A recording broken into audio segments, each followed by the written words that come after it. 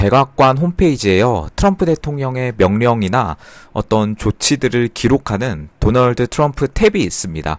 거기에 새롭게 나온 소식인데요. 이걸 해석을 하면 미국 선거에서 대리 기부자, 차명 기부 및 외국 자금 기부에 대한 조사입니다. 대리 기부, 차명 기부 뭐 이런 건 아시겠지만 누군가가 법적 제한을 피하려고 다른 사람 이름으로 기부를 하는 그런 행위고요. Foreign Contribution은 외국에서의 선거 기부. 이걸 왜 조사한다고 하냐면요. 미국 선거법상 외국인이나 어떤 외국의 단체가 미국 선거에 돈을 기부하는 것을 철저하게 금지하고 있습니다. 그렇기 때문에 결론적으로 이 수사는 뭐냐. 선거 자금에 있어서 불법 차명 기부와 또 외국에서 자금이 유입된 게 있느냐, 그걸 조사하겠다는 것 같습니다. 현재 트럼프 대통령과 일론 머스크 등이 하는 수사를 보면요, 공통점이 있습니다. 바로 돈을 따라간다는 건데요.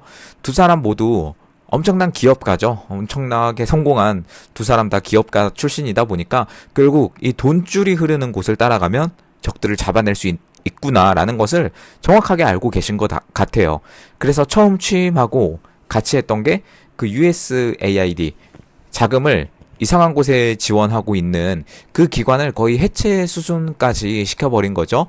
이런 식으로 돈줄기를 따라가는 그런 조사가 앞으로 더 이루어질 것 같습니다. 이건 트럼프 대통령의 행정명령까지는 아니에요. 행정명령은 대통령 명의로 바로 법적인 효력을 갖는 명령이고요. 그 아래에 메모랜덤이라고 해가지고 대통령이 특정 부서나 인물에 내리는 어떤 조치를 위한 명령입니다. 근데 이걸 누구한테 명령을 내느냐 하면, 그러니까 어떤 부서에 전달했냐 이런 것도 찾아보면 다 나오거든요. 바로 재무장관 스콧 베선트죠. 현재 무역과 관세 담당에서 거의 모든 국가와 대표로 협상하고 있는 아주 중요한 인물입니다. 이번에 우리나라 최상목과 안덕근 이 두 사람이 미국에 갔을 때 만난 사람도 미국의 재무장관 스콧 베선트입니다. 그리고 법무장관 펜 본디에게 이 수사를 이제 조치 명령을 했고요. 펜 본디는 현재 뭐 미국의 모든 수사와 DNI 국장 털시 게버드, FBI 국장 캐시 파텔과 더불어서 같이 연계를 해서 트럼프의 중요한 카드로 쓰이는 수사에 있어서 굉장히 중요한 인물이죠. 펜 본디 장관. 그리고 대통령 법률 고문에게 공식적으로 이렇게 지시를 한 겁니다. 미국 선거에서 외국의 기부가 엄격히 금지되어 있다라고 제가 말씀을 드렸었는데요. 굉장히 중요한 내용이에요. 아시다시피 뭐 선거는요, 우리나라뿐만 아니라 자유민주주의 국가라면 국가의 가장 핵심적인 주권 행사가 바로 선거입니다. 그리고 거기에 있어서 절대로 어떤 부정이 일어나면 안 되겠죠. 거기에 또 외국이 금전적인 지원을 해버리게 되면 당연히 외국의 이해관계가 미국의 정치에 영향을 미칠 수밖에 없습니다. 미국은 철저하게 이 인식이 미국의 정치 결정은 미국 국민이 해야 된다 라는 어떤 인식이 있어요. 그렇기 때문에 미국인만 나갈 수 있는 대통령 선거인데 뭐 오바마의 출생지가 어디인가, 과거 뭐 출생 기록부를 보면 미국이 아니다 막 이런 말도 있어서 굉장히 논란 이런 것도 있었었고요. 특히나 미국은 이런 기업들이나 법 쪽에 로비가 굉장히 많은 국가죠. 로비가 굉장히 많아서, 근데 만약 선거에까지 그런 식으로 로비가 이루어진다라고 해버리면 정말 큰일이 일어날 수도 있기 때문에 선거에서 외국 자금 기부 금지는요, 아예 문턱부터 차단해버리는 그런 조치였습니다. 그래서 트럼프 대통령이 이번 메모랜덤으로 지시한 이 조치는 외국 돈이 미국 선거에 흘러 들어왔는지 조사해라 라는 거죠. 외국 돈. 구체적으로 수사하고 보고해라 라는 그런 명령입니다. 특히 2020 대선과 관련된 외국 개입 가능성을 염두에 두고 움직인 게 아닌가 싶고요. 여러분, 이게 왜 중요하냐면 만약에 실제로 외국 기부, 그러니까 대리 기부, 차명 기부 뭐 이런 게 발견이 된다면 대선의 정당성 자체를 문제를 삼을 수도 있고요. 트럼프 대통령이 계속 주장하고 있는 실제 외국 개입을 조사하는, 외국이라고 하지만 그 나라죠. 여러분이 지금 떠오르는 그 나라입니다. 그 나라의 개입을 조사할 수 있는 어떤 기반을 다질 수 있는 매우 중요한 조치라고 보입니다. 그런데 여러분 한번 생각해 보겠습니다. 트럼프 대통령이나 뭐 펜 본디 법무장관이나 이런 분들이 정말 지금까지 증거가 없고 몰라서 이제 조치하라고 했을까요? 그건 너무 여러분 순진한 생각인 것 같고요. 이미 다 알고 있다고 봅니다. 점점 더 분위기를 만들어서 이런 조치를 하면서 해 나가는 거죠. 트럼프 대통령이 이미 많은 곳에서 말한 바와 같이 증거는 차고 넘친다. 이미 다 알고 있다. 라고 많이 말했습니다. 그 말을 여러분 그냥 흘리는 말로 들을 수도 있겠지만 저는 진짜라고 생각해요. 그 트럼프 일기 끝나고 한창 바이든 정부 때 탄압당할 때도 계속 그렇게 외쳐오셨던 분이 바로 트럼프 대통령이기 때문에 지금 이런 조치를 한다고 해서 이제야 시작하나 라고 하기는 좀 그거는 아닌 것 같고요. 이미 다 증거는 나와 있고 알고 있을 거라고 생각합니다. 그런데 이 시간이 좀 지나서 이런 실제적인 조치나 인사나 이런 게 이루어지고 나서 이런 것들이 점점 진행이 되는 거죠.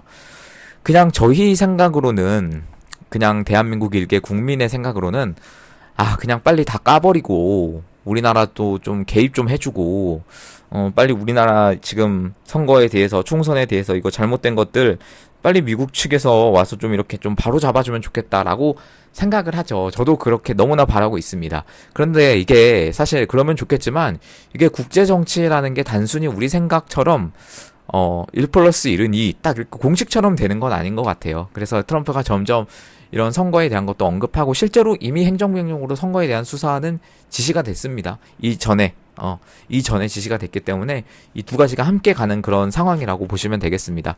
빨리 좀, 개인적으로도 빨리 좀 조사를 해서 빨리 발표가 됐으면 좋겠습니다. 네, 그리고 국내 소식도 한번 보겠습니다. 오늘 좀 중요한 그런 소식들이 많이 있는 것 같아요. 대선 이야기를 하고 싶지는 않지만, 이 사람에 대해서 이야기를 안 할 수가 없습니다. 우리나라 정치 체제와 개헌에 정말 관련이 지금 굉장히 깊기 때문에 말을 안 할 수가 없는 것 같아요. 이제는 출마가 거의 확정인 것 같고요. 한덕수 총리의 비서실장입니다. 손영택 국무총리 비서실장. 이게 차관급이에요. 엄청난 그 자리인데, 이 사람이 사퇴를 했다고 합니다. 누가 봐도 총리실에서 이런 움직임이 보이는 거는 한덕수 총리가 곧 출마하겠구나 라고 너무나 생각할 수밖에 없고 총리실도 이걸 알고 있어서 또 이런 움직임이 나오는 거죠. 아마 계속해서 사람들이 사퇴를 할 것 같고요. 제가 볼 땐 아마 이번 주 안에 발표를 하지 않을까 싶습니다. 비서실장뿐만이 아닙니다. 김수혜 국무총리실 공보실장도 이번 주 중에 사의를 표명할 것으로 보이고 있고요. 신정인 시민사회 비서관도 총리실이에요. 사퇴할 것으로 나옵니다. 그러니까 이번 주 중에 총리실에 상당수 직원이 추가로 사표를 낼 거라고 합니다. 재밌는 게 이 사람들이 다 사표를 냅니다. 사표를 내면 사퇴가 되겠죠. 수리가 되면. 사퇴를 하고 바로 어디로 가느냐. 한덕수 대선 캠프에 합류할 것이다 라고 그런 관측이 나오고 있어요. 그러니까 지금 하고 있는 이 총리실이 그대로 이름만 바뀌어서 대선 캠프가 되는 거죠. 네, 이런 상황입니다. 굉장히 소수 정예 캠프가 될 거라고 하는데 이 캠프의 주축이 지금 누구의 측근이냐라고 했을 때 원희룡계로 분류가 되고 있어요. 원희룡계. 아마 단일화를 할 생각으로 지금 이렇게 캠프를 소수 정예로 꾸리는 게 아닌가 그런 관측이 보입니다. 단일화하면 어차피 합쳐질 거니까요. 그렇죠. 그런데 참 찝찝하죠. 찝찝한 게 한두 가지가 아닙니다. 왜 한덕수 총리가 저번 주에 정대철이라는 사람에게 만나자고 전화를 했는지, 그리고 그게 언론에 흘러나온 것까지 그 과정은 우리가 다 알 수는 없지만 매우 의심스러운 것도 사실입니다. 정대철에 대한 설명은 여러분 너무나 제가 내각제 관련한 영상 설명드리면서 너무나 많이 했기 때문에 결론적으로 이게 헌정회장이고요. 헌정회장이고 거의 개헌부세라고 보시면 됩니다. 내각 수괴이자 개헌부세. 입만 열면 개헌을 외치는 사람인데 한덕수 총리가 이 사람이 후배예요. 경기고등학교 서울대 5년 후배고 단순히 이 정대철이라는 사람에게 선배니까 조언을 구하기 위해서 지금 이 상황에서 할 수도 있고요. 아니면 진짜 내각제 관련한 그런 이야기 또는 내각제까지는 아니더라도 그런 개헌을 하기 위한 이야기가 있지 않았을까라고 그런 예상도 해볼 수가 있겠습니다. 왜냐면 한덕수 총리가 이 정대철이라는 이 사람의 활동을 모를 리가 없거든요. 한덕수라는 사람도 얼마나 똑똑한 사람인데 그걸 모르고 전화를 했겠습니까? 심지어 한덕수 총리가 먼저 전화를 해서 만나자고 했다고 합니다. 그렇기 때문에 취집한 건 당연히 사실이고요. 저는 뭐 그 분의 속을 당연히 다 알 수 없습니다. 그러나 겉으로 나온 정황만 보고 판단할 수밖에 없는 거죠. 네. 정대철이라는 사람이 계속해서 이렇게 계엄 전부터 사실 난리였는데 그 이후로 엄청나게 더 크게 난립니다. 계엄은 개헌의 기회고 지금 조기 대선 전에 이러한 개헌안을 대선 후보끼리 확정시켜야 되고 계속 이런 말을 하고 있습니다.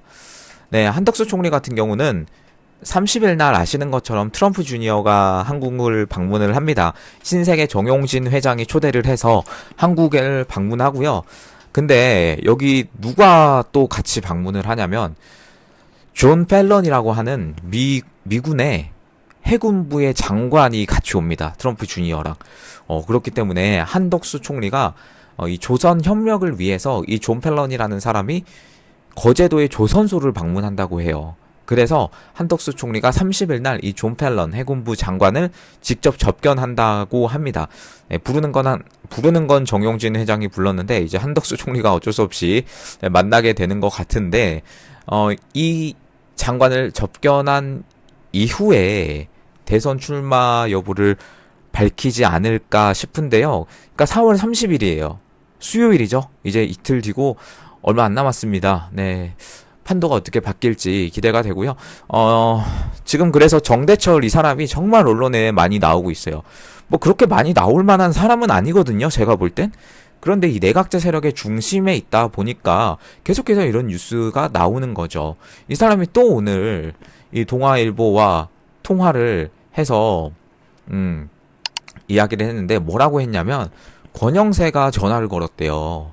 국민의힘 권영세가 전화를 걸어서 좀 만들어주세요. 뭐 이런 말도 했다는데, 그러니까 뭘 만드냐라고 하는 게 그 단일화를 좀 해달라. 라고 왜 정대철에게 전화를 하죠? 권영세? 굉장히 이상합니다, 진짜로. 여기서 나온 발언은 뭐냐면, 여기 동아일보 기사에 그대로 나온 거예요. 권 비대위원장의 발언은 한 권한대행이 한덕수가 국민의힘 경선에서 선출된 후 후보와 단일화한 뒤 입당해서 최종 국민의힘 후보로 출마할 수 있도록 설득해달라는 뜻으로 해석된다. 라고 이렇게 나오고 있습니다. 그러니까 이거를 정대철이라는 사람에게 부탁을 한다는 것 자체가 이상하지 않나요? 왜 이거를 정대철이라는 사람한테, 물론 한덕수 대행과 친분이 있어서 뭐 통화를 하는 사이기 때문에 그렇게 할 수는 있어 보이지만 지금 당 대표라고 하는 비대위원장이라고 하는 그런 사람이 이렇게 하면 안 되죠. 네, 정말 국민의힘에 대해서는 말하기도 싫어요. 솔직히 말씀드리면 말하기도 싫고 여러분도 똑같이 제 마음과 똑같을 거라고 생각합니다. 그런데 이거 있어서 또 권영세가 아주 그냥 발끈하고 나섰습니다. 정대철과 통화한 게 한덕수 단일화 도움 요청은 아니었다라고 또 이렇게 해명을 하고 나섰습니다. 반 이재명 빅텐트 구축을 위해 힘써달라는 취지였지, 권영세라는 사람이 이제 한덕수 단일화에 대해서 요청한 것은 아니다 라고 이렇게 말을 했습니다. 아니 왜 이렇게 말이 다른가요? 둘이 말이 너무 다른 거 아닌가요? 권영세가 우리가 후보들을 모아서 단일화하면 당의 후보가 경쟁력이 높아질 거 아니겠냐 라고 해서 한덕수 단일화에 도움을 달라는 것보다 야당 내에서도 이재명보다 우리 당을 지지하고 싶은 사람이 있는데 그런 분들이 많이 모이도록 뭐 도와달라는 취지였다 라고 이런 식으로 해명을 했습니다. 해명을. 네, 여러분 어떻게 생각하시나요?